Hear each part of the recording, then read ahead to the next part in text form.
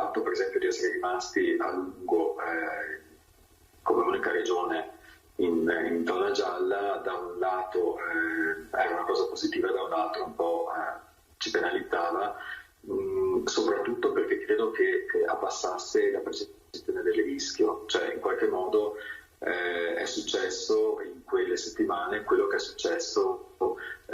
a giugno dell'anno scorso, quando noi pensavamo in realtà di essere fuori dal Covid, passata la prima ondata. Infatti si sono aperti i confini, la gente ha cominciato a viaggiare,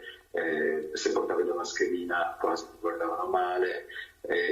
quindi la percezione del rischio si era abbassata a zero, e quindi questo significa che uno assume comportamenti più a rischio per la circolazione del virus, e questo io credo che abbia facilitato di molto l'esplosione della seconda ondata in Veneto, perché una cosa del genere, siccome è stata veramente una cosa esplosiva in qualche modo, credo che si spieghi soltanto quando ci sono dei comportamenti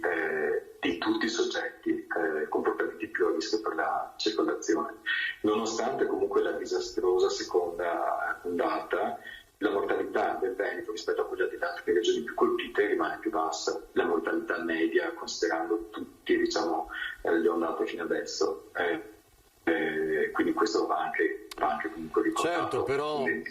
quindi avremmo dovuto chiedere o decidere di passare in zona rossa almeno. Adesso con il senno di poi è facile dirlo. Certamente io credo che la cosa appunto più importante sia stata proprio quella della percezione del rischio da parte di tutti, cioè certo. Quindi in qualche modo una specie di responsabilità collettiva, io la vedo così. Senta Zabon, ma la sua